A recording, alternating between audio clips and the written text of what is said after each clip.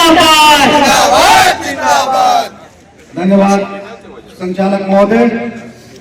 आज इस चुनाव सभा में उपस्थित प्रयागराज मंडल के मंडल अध्यक्ष आदरणीय श्री मान सिंह जी, मंडल संगठन सचिव सुशील भाई, शाखा अध्यक्ष दिनेश गुप्ता जी, शाखा मंत्री अजीत जी, सभी पदाधिकारीगण, सम्मानित सभी लोगों से के बहादुर साथियों, बातें तो बहुत हो रही हैं, चुनाव अंतिम समय पर चल रहा है। मैं आपके बीच में दो चार बात में बोलूंगा और आपको हकीकत से रूबरू कराने का काम करूंगा साथियों। अभी आप देख रहे हैं सबसे बुलंद समस्या जो चल रही है, हमारे भाई बोल रहे थे एनपीएस, ओपीएस, यूपीएस, मैं भी एनपीएस में हूँ। आप हमारे सभी युवा साथी हैं, लगभग 10 लोग को छोड़ दो तो सभी लोग एनपीएस में हमको दिख रहे हैं, इतना मेरा मानना है। मैं भी मेमो सेट में ओएस के पद पे कार्यरत हूँ और प्रयागराज मंडल का मंडल उपाध्यक्ष हूँ। साथियों, मैं अभी 3 दिन महामंत्री जी के साथ था। मैं चिपियाना से हम लोग शुरू किए थे और कल हम रात में आए हैं कानपुर, दादरी, अलीगढ़, खुर्जा, टुंडला, इटावा, शिकोहाबाद, मैनपुरी होते हुए हम लोग कल रात में आए हैं। चुनाव प्रचार में गए थे, हमने वहां देखा बड़ी बड़ी बातें आप लोग कर रहे हो यूपीएस ओपीएस के बारे में। आप लोग समझो, ये लोग यूपीएस को क्यों आपके ऊपर थोपने का काम कर रहे हैं। इनके बड़े नेता बोलते हैं कि यूपीएस में वो सारी सुविधाएं मिल गई जो ओपीएस में मिलनी चाहिए, किसी भी कर्मचारी को ओपीएस की जरूरत नहीं है। आप लोगों ने देखा होगा, ये लोग पेपर की कटिंग निकाल के दिखा रहे हैं। ये एफआईआर ने बोला, एनसीआरएस ने बोला, एक प्रमाण दे दे कि एनसीआरएस का एफआईआर ने ये बोला हो कि कर्मचारी की लड़ाई खत्म हो गई, अब इसकी कोई लड़ाई नहीं होगी। साथियों, आंदोलन हुआ यूपीएस को लेके, एनपीएस को लेके, भूख हड़ताल हुई स्टेशन पे। ये शाखा मंत्री जो यहाँ बने हैं, शाखा अध्यक्ष बने हैं सिस्टर यूनियन के, वो हमको बताएं 92 घंटे 93 घंटे स्टेशन पर धरना प्रदर्शन हुआ। ये लोग भी धरना दे रहे थे। इनसे पूछिए कि कौन सी भूख हड़ताल आप लोग कर रहे थे। 10 बजे घर से खाना खा के जाते थे और शाम को 5 बजे फिर घर चले जाते थे। ये कौन सी भूख हड़ताल थी। आपने कर्मचारियों को गुमराह करने का काम किया। हमारा आंदोलन सरकार के हाथ में बेचने का काम किया। धिक्कार है आपके जैसे नेतागिरी पे। आप बात करते हो यूपीएस की, उसमें क्या कमियां हैं। कर्मचारी का भविष्य, साथियों मैं आपको बता दूं, ये चुनाव आपका भविष्य तय करने जा रहा है साथियों। ये चुनाव हमारे बच्चों का भविष्य करने जा रहा है साथियों। ये चुनाव आने वाले समय का जो यूपीएस की लड़ाई का भविष्य करने जा रहा है साथियों। ऐसे गद्दारों के हाथ में अपना वोट मत दीजिए। ऐसे गद्दारों को पहचानने का काम करिए साथियों। अभी हम सबको तनख्वाह मिल रही है, मुझे भी 70,000 80,000 मिलती है, सबको मिलती होगी। अभी हमको समझ में नहीं आ रहा है कि पेंशन क्या होती है। जिस दिन हम रिटायर होंगे, हमारे हाथ में कुछ नहीं होगा, तब आपको जाके समझ में आएगा कि एनपीएस का है, यूपीएस का है, ओपीएस का थी। जो लोग यूपीएस में ओपीएस में है वो बात करते हैं एनपीएस की, वो क्या बात करेंगे। हम जानते हैं कि आपको एनपीएस में क्या मिलेगा। अगर किसी को ओपीएस मिल रहा है तो वो तो खुशहाल है, लेकिन हमको तो नहीं मिल रहा है। तो आपको समझना होगा, ये जो फार्मूला सेट किए हैं, 10% कर्मचारी का कटेगा, 14% गवर्नमेंट देगी, 18% दे देगी, लास्ट वेतन का 50% 6 महीने से कैलकुलेट करके आप खुद सोचिए, जब हम रिटायर होंगे आज से 20 साल बाद, तो हमको 8 लाख 10 लाख रुपए मिलेंगे।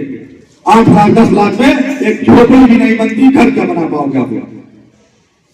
तो ऐसे लोगों को आपको पहचानना होगा और अपने भविष्य को देखते हुए अपना बहुमूल्य एनसीआरएस को देना होगा, क्योंकि एनएफआईआर और एनसीआरएस की ऐसी संस्था है जो ओपीएस की लड़ाई को लड़ने का काम कर रही है। इनके बड़े नेता क्यों नहीं ओपीएस में बात करते हैं। आपने 24 तारीख को घोषणा कर दी कि यूपीएस बहुत अच्छी है। आपको ये लगा कि हम ये घोषणा कर देंगे तो मोदी जी हमको सांसद बना देंगे और बैकग्राउंड से मिनिस्टर बना देंगे, लेकिन वो मोदी जी हैं, वो पहचानते हैं। आपने 24 को घोषणा करी और 30 तारीख को उन्होंने चुनाव की घोषणा कराने का काम किया।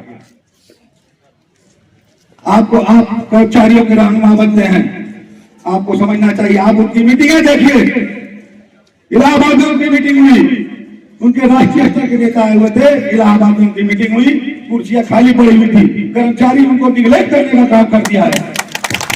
आप आगरा की मीटिंग देखिए, आप सब लोग सोशल मीडिया चलाते हैं, आगरा की मीटिंग देखिए, उस दिन एनसीआरएफ की मीटिंग थी, हमारे महामंत्री भी वहां मौजूद थे, स्टेशन प्रांगण में इनके राष्ट्रीय स्तर के नेता की मीटिंग हो रही थी, वहां भी कुर्सियां खाली पड़ी हुई थी।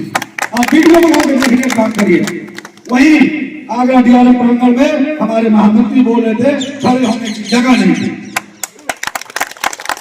तो आपको जानना होगा, लोकल बातें आप लोग करते हो, अरे सड़क के बाहर निकलो, देखो कर्मचारी लाइन पे काम करता है, क्या क्या क्या उसको समस्या उत्पन्न हो रही है, अपना घर छोड़ के कोई बिहार का है, कोई कहाँ का है, जाके दादरी में पड़ा हुआ है।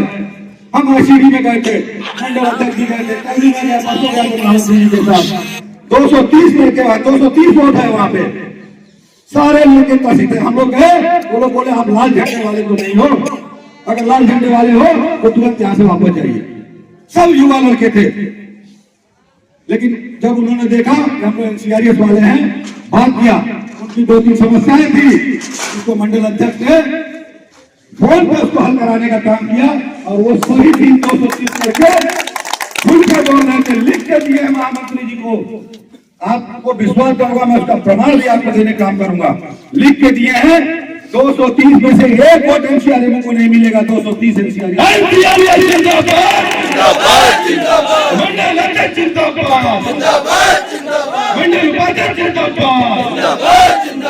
हमारे ट्रक में साथी खुर्जा में मिले थे, उनका कहना था कि ये लोग क्या किए हैं, मैं बता रहा हूं आपको, ये बड़ी बड़ी बातें यहाँ कर रहे हो, अरे आओ लाइन पे बात करो तो हम तुमसे बात करें। नए नए लड़के जो ट्रक बंड में भर्ती हुए हैं, पढ़े लिखे लड़के हैं, वो जिस दिन ज्वाइन किए हैं, उनके कागज पे गलत साइन करा के, कागज में साइन, ज्वाइनिंग डेट पे साइन कराए जाते जाते अपने मेंबरशिप का फॉर्म धोखे से साइन करा के उनका 400 रुपए काटने का काम किया। ये धोखाधड़ी आप कर रहे हो, और बात करते हैं क्वार्टर दलाली की, फलाना की बात करते हैं, मैं उस पर भी बात करूंगा, मैं बताऊंगा। मैं 2013 में मैं सेक्रेटरी बना था, यहाँ के शाखा मंत्री जो शाखा अध्यक्ष बने हैं, ये उस समय सेक्रेटरी और शाखा मंत्री नहीं थे, मैं था, मैं जानता हूँ हकीकत क्या है, मैं बताऊंगा अभी आपको। मंडल अध्यक्ष उसके गवाह है, खड़े हैं। इन्होंने धोखे से उन लड़कों को 400 रुपए उनका काटा है। वो लड़के इन लोगों को गाली दे रहे हैं, जाते थे डीआरएम ऑफिस में तो बोला जाता था कि आप तो कट गया, आप नहीं कटेगा। हर महीने उनको, हर साल 400 रुपए उनको गलत तरीके से काटा है। ये मंडल अध्यक्ष के सामने भी लड़कों ने बोला है, और कल महामंत्री के सामने भी बोलने का काम किया है। साथियों, इनका खेल खत्म हो गया है, मैं आपको बता रहा हूं, मैं अभी भूल के आ रहा हूं, इनका खेल खत्म है, इसलिए इनके भरमावे में आप लोग मत आइए, इनका समय अब समाप्त हो चुका है।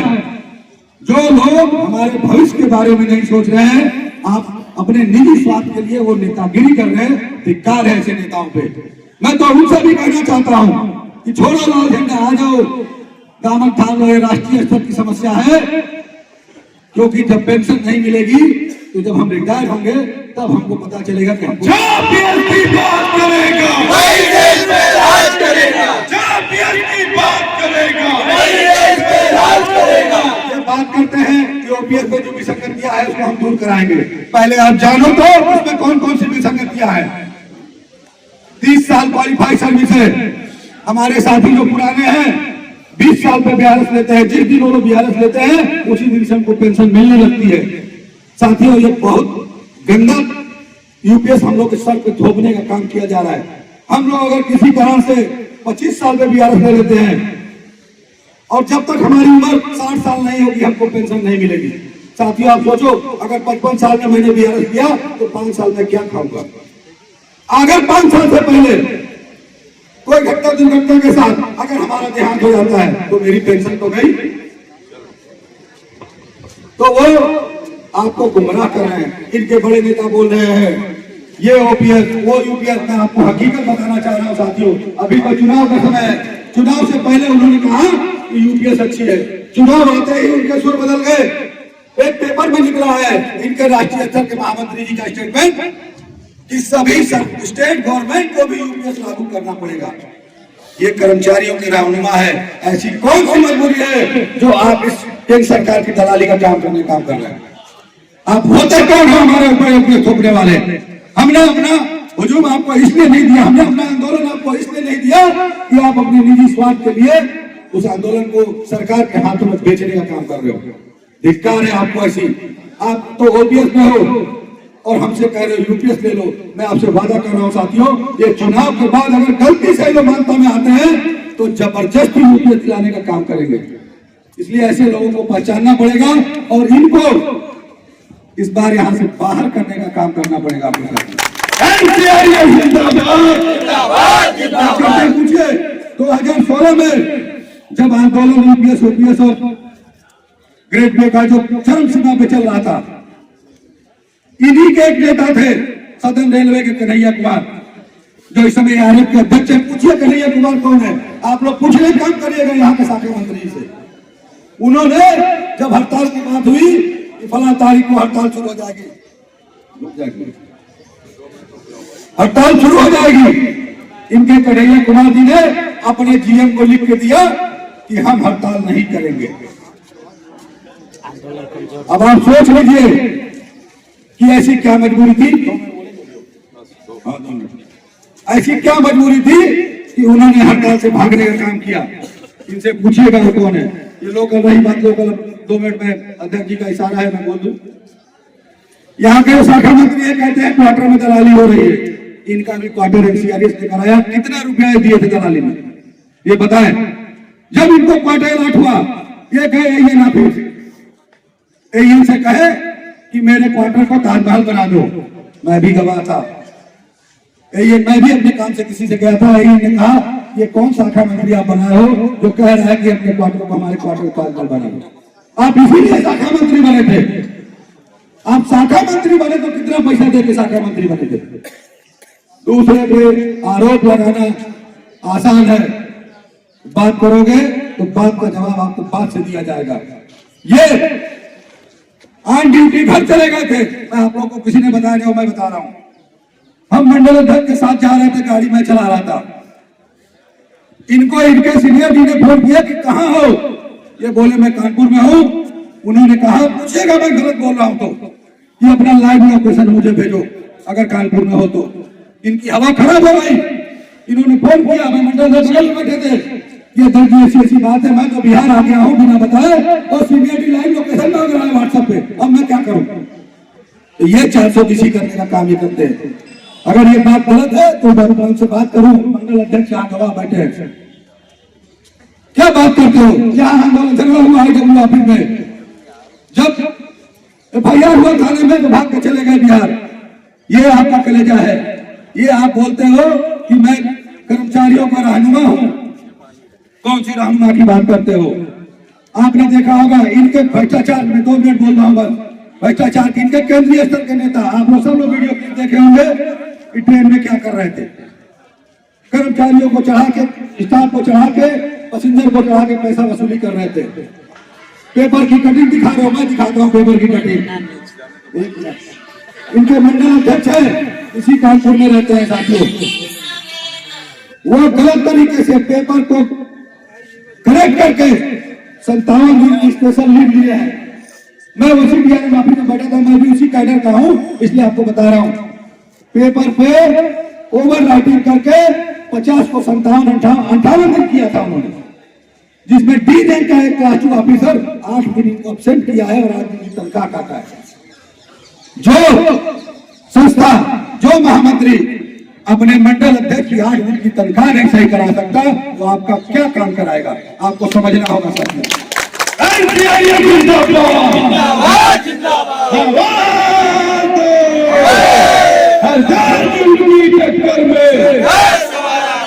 बातें तो बहुत है, मैं चाहता था बताऊं, लेकिन मंडल अध्यक्ष जी को भी 2 मिनट बोलना है और जुलूस निकल रहा है साथियों।